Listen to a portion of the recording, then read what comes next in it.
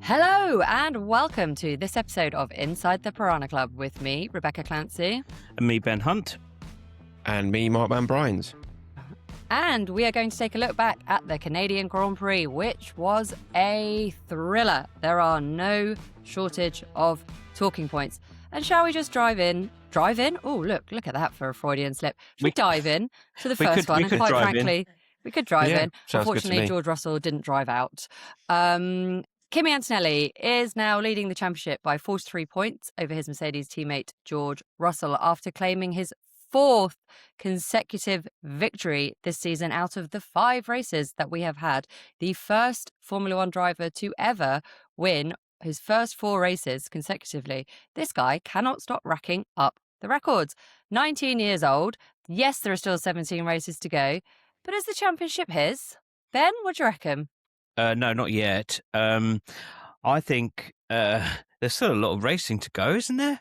I think that he should play the lottery. That's one thing he should do because he's quite fortunate at the moment. Take nothing away from the win, but luck is definitely going his way, unlike his teammate, poor old George Russell. So yeah, look, plenty more points to fight. I think almost at the 2-win mark.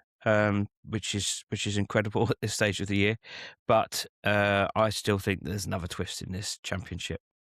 Mark, let's go back to the start of the weekend because it was a sprint weekend and George Russell had been on top for all of it. He had pipped Antonelli to pole to the sprint win.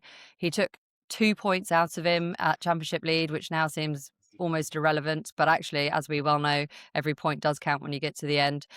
And then we had this incredible battle between the two of them during the race on Sunday. It was proper yo-yo racing. It was pretty hard racing, I would say. They obviously made contact during the sprint race. There are talks now being held between the two drivers and Toto Wolff, the team principal, about how they go racing, as if they don't know to not crash into their teammates. I'm pretty sure that colour is all colour for us.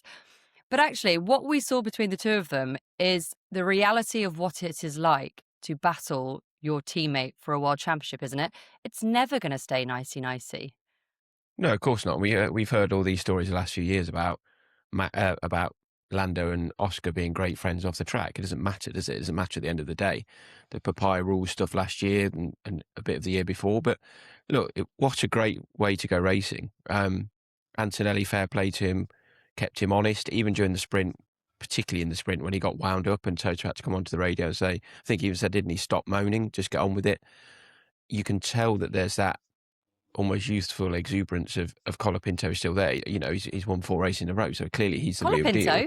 What's happened there? Colapinto. Well, there you go. Maybe we'll I'm talking about Colapinto. Yeah, exactly. Crikey. It's early on a bank holiday. Antonelli, sorry. Yeah, that youthful exuberance is clearly there, but he's the real deal. And I think he's got Russell rattled. Try saying that after a couple of bloggers. But George was, I think George would have gone into the season knowing they've got that best car, knowing they've got the setup they need to really go and deliver for him a championship for the first time, really. And then all of a sudden he's got this bee in his bonnet of Kimi Antonelli that's just not letting go. And during the race in particular yesterday, that some of the battles were incredible. The tyres clearly weren't up to temperature at times, so we saw them actually making quite a few mistakes, both drivers. But wow, like you said at the top, Bec, like this is what we want to see, isn't it? Especially, we don't want to see them arguing and scrapping and bickering over 13th and 14th. We want to see them fighting for the lead. And look, they're going to have their wings clipped at some point because the last thing Toto Wolff or Mercedes want is them running each other off the road. But to be honest, they've probably got enough over the rest of the field that they'll take enough points this year that they could potentially have a few little clips with each other and still be okay. So what you're saying is that it's over, so the season's over, yeah? Yeah, let's just go home. Summer break, let's just call it now. No, the season's over as far as Mercedes. We know a Mercedes driver is going to win the World Championship this year. We know Mercedes will win the Constructors' Championship, don't we? No, who beats them? Doom-monger this morning. Lovely sunny day outside. No, look, right. It's 10 years ago this month that Nico Rosberg and Lewis Hamilton crashed into each other at the Spanish Grand Prix in 2016. Ooh. That was fireworks that entire season. Toto Wolff potentially has that headache on his hands again. when George Russell had his little meltdown when the car power unit failure, and he launched his headrest across the track, very naughty, naughty. It was Toto came on the radio and said, "George," and it was just that one word. And it was a real father figure, parent telling off.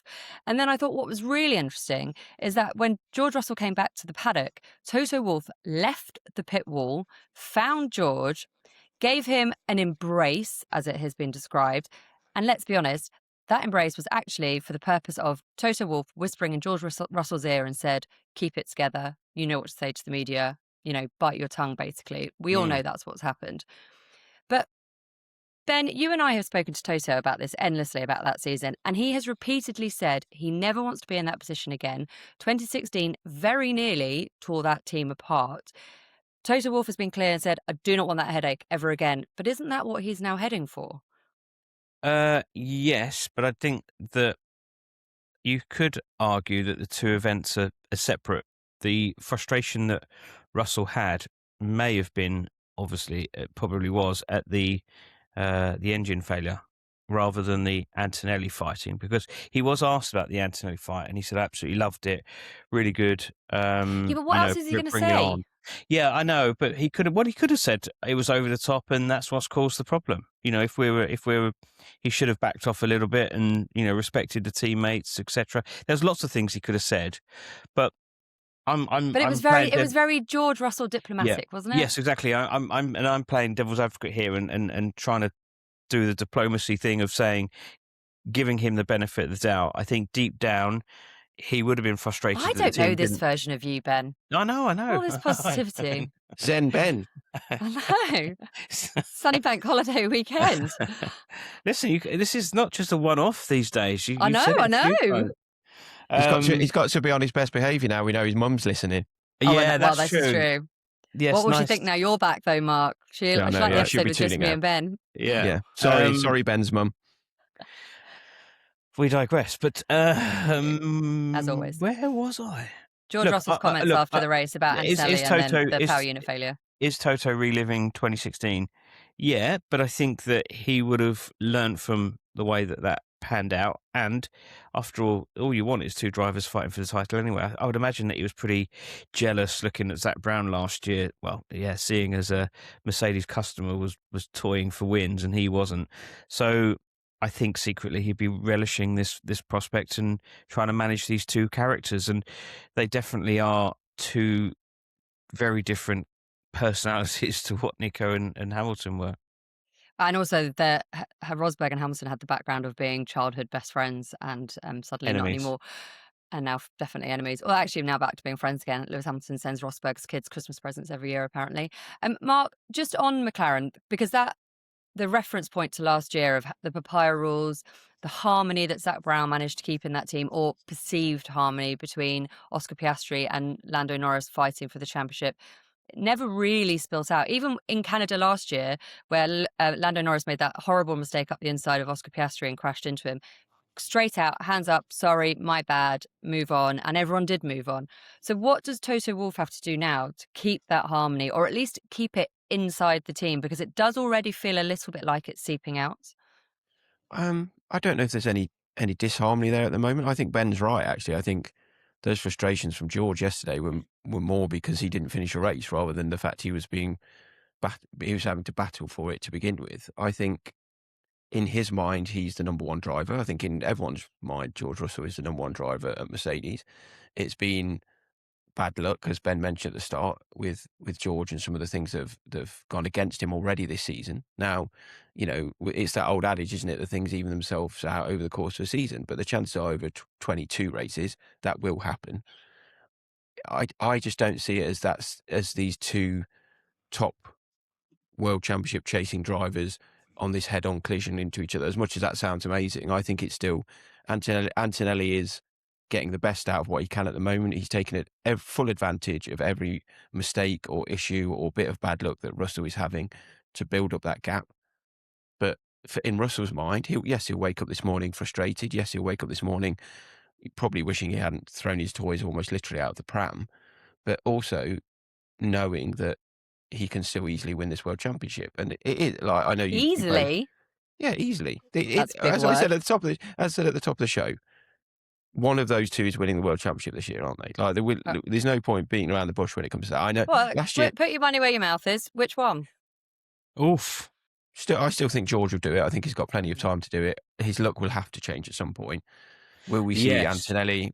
I mean, that's the thing. If he didn't have bad luck, he wouldn't have any luck, right? Exactly. It's borderline ridiculous now.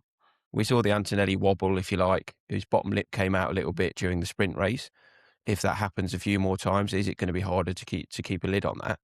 And why not? You know, he's a 19-year-old kid at the end of the day. As Ben said about doing the lottery, I think he's only just old enough to do it, isn't he? But whether he can keep his emotion, we know he's an emotional Italian guy anyway. Add to that the fact he's young, add to the fact he's fighting for a world championship. You know, so far he's not put a foot wrong, but he needs to keep a lid on those emotions when we get even closer and further down that line. And I do think one difference we saw last year with the papaya rules, if we keep calling that, even though I hate it, those two had Max Verstappen gradually getting closer and closer and closer and closer to them. So they had to almost work together in a way to keep him at bay, and they only just managed it. This year, these two could just be these two winning every race from. Sorry, Ben, it's boring, but it could just be these two winning every race from now on, couldn't it?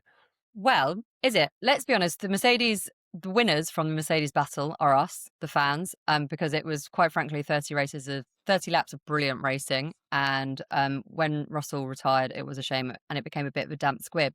But what we did have towards the end was a Lewis Hamilton, Max Verstappen battle for the ages. You know, I'm clutching at straws slightly, but it was great. They were battling in the days of old. It always feels a little bit like, as F1, we got robbed of these two really going at it. 2021 was obviously a season that no one's ever going to forget. And then that battle just died away because of the state of the Mercedes in 22. Both the best drivers of their generation. I don't even think that is up for debate. But what we saw between them was brilliant, respectful, just excellent racing.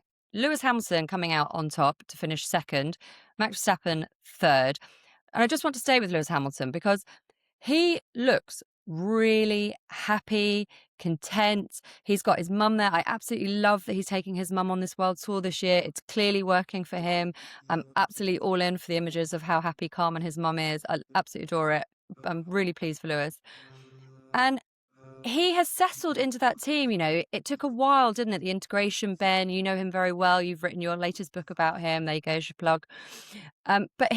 But something has clicked, and I thought it was really interesting watching him go along all of the Ferrari team members, all of his team, the mechanics, everyone who works on the car with him, his engineers, and just big cuddles, like really like, you know, going in for it. It feels like he's finally slotted in with that team.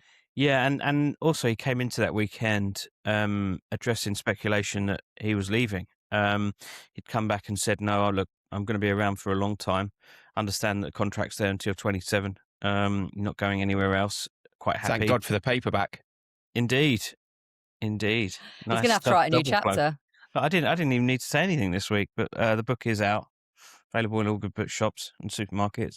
But I was really pleased to see him happy again. And I think that it was like a generational thing, wasn't there? There was the baton handed over from Hamilton to Verstappen to potentially Antonelli, and seeing how that all now pans out. We mentioned it before. Were we denied more fights between Hamilton and Verstappen? Yes, we were. I think that was Mercedes' fault for coming into that season in 22 with that dud car, and it did stop us, unfortunately. And obviously allowed Verstappen to benefit from it. So where am I going with this? I think it was really good to see the three of them fighting. I think that they are wonderful talents. It really was kind of like a generational thing. As that podium was interesting, and I think that for me was the big takeaway. But seeing Hamilton happy is great, and I think that's great for Formula One. I think he's in maybe not the mix for the championship, but certainly looks on course to have one of his best seasons since 21. And I can see him. Right, Go on, Mark. I've got to be, because something's happened, hasn't it? Something's happened with Ben. Why? I don't know if it's because he hasn't. I don't know if it's because can't handle the like. I don't know if it's because you haven't had to mow your lawn, or anything like that. That's true. That's The true. sun's Maybe out. it's to mow the lawn. Maybe it was But dressed look- as the inflatable capabaya thing or whatever what are they called? Capabaya. Capabaya. For the Lewis. weekend for my daughter's birthday party. Oh, of Oh course. yeah, didn't like the snakes in your back garden, Ben. Yeah, that was that pretty is a bad. bit weird. That was weird. Look, he's still behind Charles Leclerc in the championship. Let's get that out there first of all. Charles Leclerc had a dreadful weekend. Are you Doommonger. taking over Look from at him. Ben? So negative. No, I'm spitting facts, I think the kids call it. First of all, You have no idea what the kids are saying. No, sorry. You're spot on with Max and Lewis, and that battle was great, wasn't it? That's to drop another phrase. That's a game recognizing game, I think they say, don't they? But What? I think we said after Miami, didn't we, that Hamilton's performance in Miami had those 2025 vibes all over it. He wasn't happy, he was off the pace and everything. This weekend, we saw the Lewis of old. I think we saw he can definitely, he has both the hunger and the ability to still mix it at the front, ish at the front. It's great to see. But again, let's keep a lid on things. He's got 72 points so far. Antonelli's currently on 131. As long as those Mercedes don't do what we said they're going to do and start tripping over one another, I don't think he's going to amass enough points to rein that gap in, is he? But at the moment, he seems happier in that team than he was at any point last year. We hold the China sprint up like he'd won his 8th world championship, but actually it was a victory in a random sprint race that scored him minor Who points. is this person? Why are you? Actually, Honestly, is it yesterday, because you put your England football shirt on, you've got to be all negative? Yeah, I'm preparing for a summer of negativity. Yeah. No, yesterday it was great. All weekend, actually, Lewis was properly plugged in. He loves that track. We know that. He enjoyed the racing. I think he had a very competitive car underneath him. He still had a couple of whinges on the radio, but that's Lewis, isn't it? But yeah, it was great. And as he was closing in on Max Beck, like you said, it felt like we were back in 2021. But also these cars, they take a battering, but they're allowing people to catch up. They're allowing people to race. And George mentioned that, didn't he? He said, look, this battle I'm having with Kimi wouldn't be happening at the moment if it wasn't for these cars. So maybe we do need to give a bit of kudos to that at some point, as much as a lot of people don't want to do.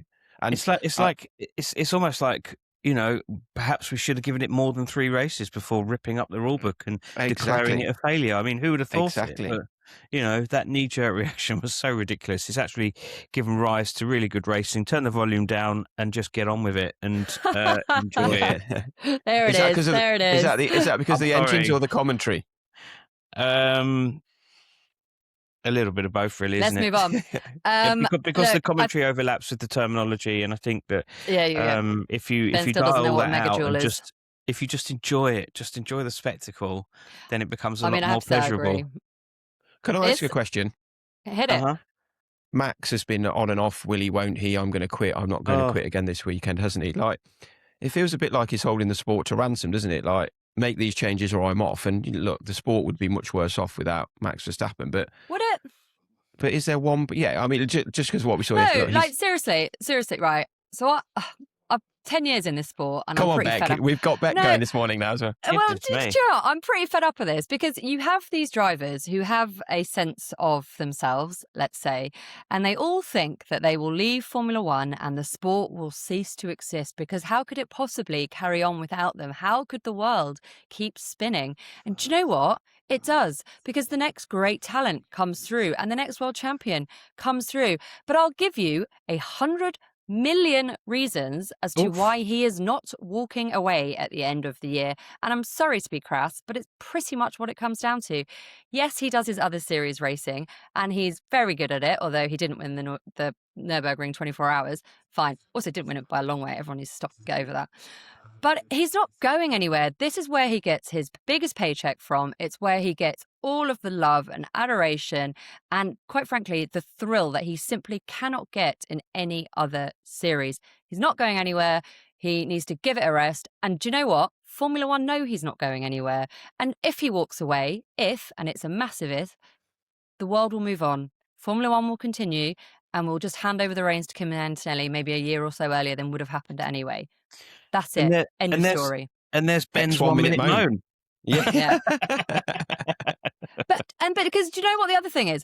Ben, like you and I have spoken to so many retiring drivers, Yeah. and I can't wait. I'm never going to see you lot again. Yeah. Can't wait to see the back of you. I'm never coming into this. I never want to talk to the media again. I mean, I cannot tell you the amount of times Yep. drivers retiring have said this. 2 seasons later, they're back in the paddock working for the media. Yeah. Because they cannot help themselves, because they realise that the sport goes on without them, and then suddenly they aren't in the limelight and they aren't getting all of this adoration. And I am not a professional sports person. I cannot possibly imagine what it is like and what they go through and the life that they lead. But they cannot help themselves, and it happens every single time. Yeah, the phone calls stop, Glorious. the endorsements stop, and then all of a sudden it's like, maybe I should go back and do some commentary or go back into the paddock and do something or another. And lo and behold, there they are a couple of years later, back with the Ambassadors media and all that pass kind around of their stuff. neck. So Right, I've wound Bec up. So Ben, it's your turn. yeah, McLaren this weekend, right? Yeah. What was that?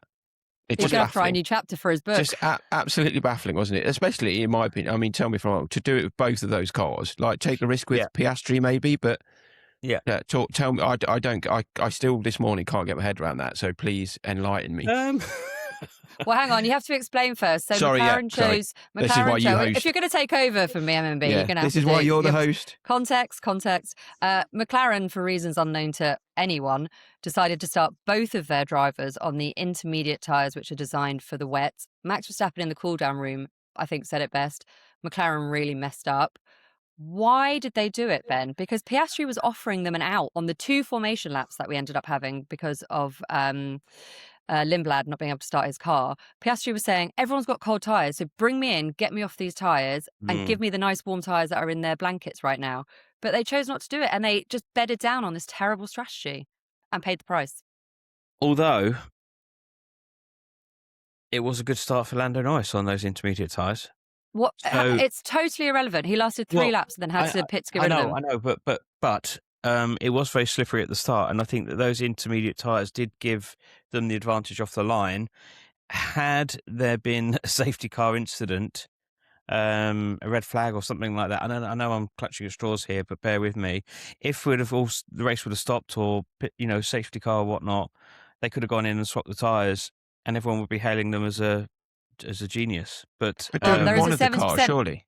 Well, there's a 70% chance of a safety car in Canada, so that's not an unreasonable expectation. But yes, Mark, what your point about swapping strategies, that's what I think they should have done. Really, they would, but then let's not forget they would have asked the drivers what they would prefer, and we might not get the full picture. Both those drivers might have said, "Okay, fine, we'll stick on these tyres because there's a bit of rain and we could luck into this." And no, but we heard Piastri constantly on the radio. Yeah, but I don't know. Yeah, you're right. You're right. Actually, the Piastri stuff, and they should have. Well, can I ask you a question? Because I say what wound me up was not just Mark. This is great. I didn't even need to do a 1-minute moan. This is fine. Here's my question, and I'll play devil's advocate here. They didn't split the strategy because they're so obsessed with treating the 2 drivers the same that they got themselves in a massive mess and therefore didn't listen to what Piastri was saying. Yeah, agreed. Yeah. And that is not a good place as a driver to know that your team aren't listening to you. That's not good. Should they have just gone, look, Lando qualified higher up, so he gets the call on the strategy, maybe? That might have been the way to do it. But Piastri is further back, so let him gamble. Let him take the gamble. Yeah, exactly that. Alternate strategy. I find it so odd that they did that. Getting stuck into the minutiae. The weeds. Yeah. I love strategy. Strategy is one of the best bits about F1. Yeah, absolutely. Absolutely. And they got it wrong. Was that it? No, they did. They did get it wrong. Oh, is that your moan? No. My moan was going to be. Well, you've actually covered off quite a lot of moans. One of my other moans. Yes, go on. Let's tee him up. Me and Bec have had a go, so it's definitely your time. I got a little bit frustrated at the start and the abandoned starts, and the reason why is that I know there's not much you can do about it, but it was just so convoluted as to what was going on, and I think. Again, I get to this point where I feel embarrassed for Formula One. The whole of the world, in theory, is watching the start as what people tune in for. There was a break in play of the Indy 500, which was really fantastic, and everyone could have switched over just to watch the start of the Canadian Grand Prix, and they were treated to absolute chaos. It was embarrassing what went on, those 5 lights, and then the eternity, and then all of a sudden there was no signal, and a few people trundled forward, and I'm like, oh, false start. It's like a false start in swimming. You know, when someone plops in the pool. And I was like, that's not the pinnacle of motorsport. The pinnacle of motorsport is now happening at the Indy 500. Don't worry, we'll get it right second time. And then it was like, oh, not again. And all of a sudden now we're 2 laps down, and it's all becoming a little bit embarrassing. And finally, third time lucky we get away. And for me, that's not good enough. And I know there was a problem with the car, but come on, communicate it. And it was just dreadful, wasn't it? And then lo and behold, the Indy 500 had that finish, which credit to Will Buxton. I texted him this morning. I thought his commentary at the end was fantastic, allowed the moment to speak for itself, called it, and then allowed the moment to play out, which was really fantastic, because it takes a lot to do that for commentary teams, I think. So very good. Love So that. positive end to a moan. I liked it, yeah. Yeah, well, not bad. I'm closest ever finished in the Indy 500. It was absolutely brilliant. If you're Rosenquist, not so much if you're the other guy. Ben, I don't know. Ben, have you ever plopped in a pool, Ben? I jumped in backwards once, and smashed my chin at Fulham swimming pass, and that wasn't very nice. But not plopped in a pool. I've been in a pool when there's been plop floating around, as anyone with children would probably. Right, we're not having another episode where we talk about poo. You're going to have, if you're new to this, I can only apologise, but there's more than a few references to poo in episodes gone by. Mostly that MMB got pooed on recently. You can find by a bird. Let's just make that clear. yeah, not Ben's children. And it was good luck, right? Yeah. No, maybe that's just Kimi what they did. say to make you feel better. No, it's good luck, definitely. It's not good luck. It's definitely not good luck. It is. I have He's been absolutely on no idea what we're even holiday all talking about last week. That was good I luck. know. That's true. He went all the I way did for enjoy 10. Hang on a minute. Can we just address this, please? He went all the way for a 10-day trip with carry-on luggage. Yeah. For what? And what airline? Like Ryanair or something? We flew with Wizz and we flew with Ryanair. Yeah. So how do you pack? I'm curious, because there's someone that takes a humongous suitcase everywhere we go and feel obliged to unpack even for one night. How do you deal with just so little clothing? Just smell. No. So take laundry sheets and make sure where you stay has a washing machine. Job done. Oh no, you can't do you did washing on your holiday. Yeah. Pack light.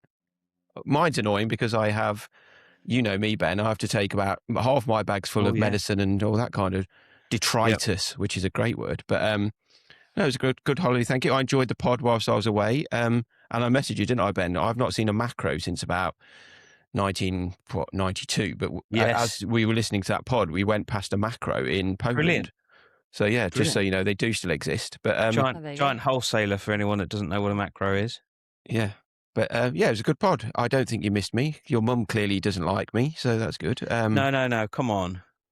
Right, can we get back to F1? Colapinto. Let's talk about Colapinto. This is digression. Well, you already have spoken about Colapinto. Come on, do it again. Look, I ruined it. Okay, having corrected MMP, we'll do Colapinto. 6th in the Canadian Grand Prix. His best finish so far with Alpine. He finished 7th in Miami, the race before. Not that long ago, everyone was talking about how he could be the first driver to lose his seat this season. Now, he's outperforming his teammate Gasly, looking very strong. Everything's going in the right direction. It's pretty good from the Argentinian, isn't it, Mark? Sorry, who are we talking about? No, I'm joking. Yeah, I think, look, he's Are you quite... too okay? Is it just too early on a bank holiday? Have you had too much sun or something? He's quietly gone about his business, hasn't he? And, he impressed in those couple of races at the very start of his time at Williams, before kind of going off the boil, and that youthful exuberance we mentioned earlier on, and inexperience came to the fore a bit. He made that move to Alpine to replace Doohan quite early on last season and never really pulled up any trees, did he? But he seems to enjoy this car. He seems to enjoy, the new rules. He's had the edge over Gasly, who's, everyone knows is a strong driver. He's now only, I think, about 5 points behind his teammate in the championship. Yeah, look, we all know he got that seat because he brings with him certain advantages, shall we say, that other drivers don't, and a throwback in that sense to what we used to see in the teams further down the field. But he's now starting to show that he has that talent as well, and it's good for the sport. He went to he did a test run, didn't he, in Buenos Aires during the Amazing, yeah. enforced break, and I think about 500,000 people turned out to watch him. So he's the Lionel Messi of Formula One in Argentina, if not on the circuit. Do you know Yeah. what? Do you know what? Actually, that isn't so ridiculous to say, because Thank you. At the Boca Juniors, we went to the Boca Juniors stadium for World Supercross, and in one of the adjacent buildings where we had a function, there was a special memorabilia tunnel for all things Boca related and Argentine football related, and loads of Maradona, loads of Messi, and then right in the middle there's this picture of said Colapinto. So he's almost being held in the same esteem as those footballing greats. So yeah, no pressure for the young man. There we are. That's my segue. Mark, I was say, did Mark want to finish his point? I can fit. Yeah. Well, I just think he just got to keep it. I've said it about 10 times, but if he can just slowly keep progressing, don't get ahead of himself.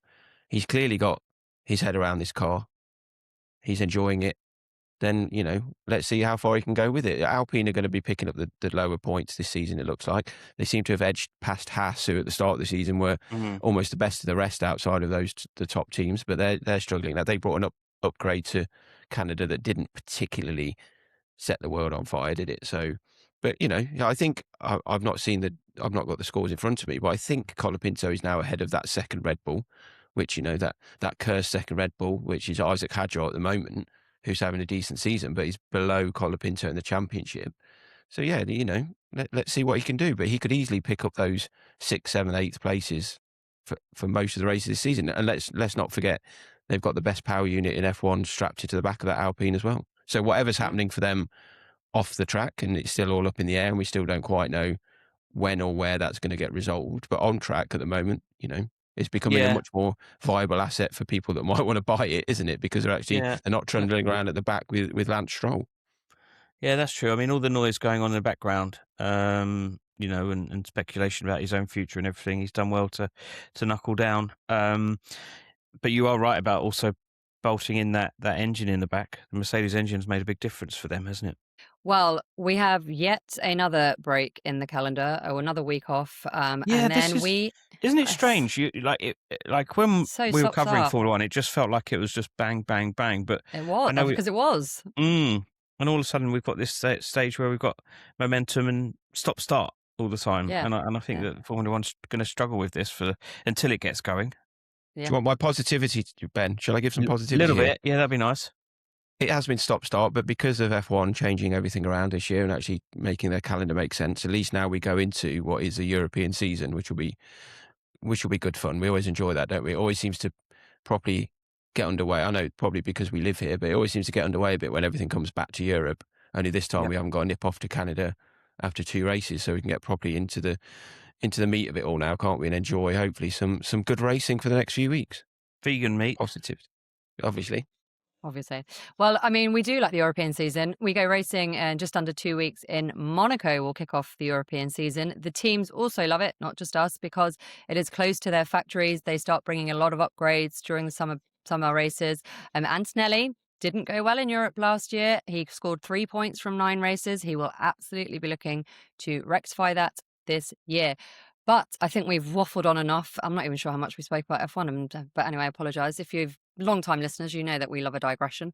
But we will be back, of course we will, to preview the Monaco Grand Prix, one of my least favourites of the year. Oh, my goodness. No, you got to end up. Right. We need to all end. I'm going to bring this session to a close.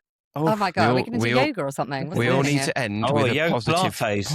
With a positive moment. You don't like Monaco, Bec, I understand that, but give me your best moment of the time you spent covering Monaco Grand Prix. Ooh. I mean, it's going to be drinking champagne on a yacht, isn't it? Actually, that's not true. My favourite thing about covering Monaco is I stay in a little town just up the coast outside of Monaco, and I absolutely love it. And I love my morning runs along the coast. That's my favourite thing about covering Monaco. Ben? I remember one of my funniest things was I remember arm wrestling someone at a pizza restaurant around about 2:00 in the morning one time. It's the glamour of Monaco. It's the No, glamour. no, isn't it? seriously, this is what I mean. It'll never be anything to do with the race. It won't be to do with the paddock. It Um, won't be to do with the whole logistics. Monaco, awful. Yeah, the arm wrestling thing was quite funny. Can't think of anything else apart from that. No, I like the train journey in.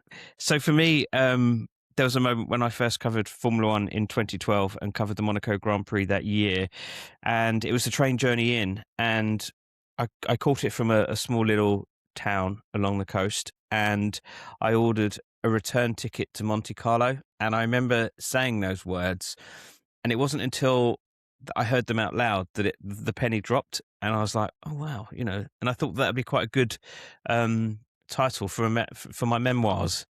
Book plug here before I've actually written it, but That you haven't even written yet.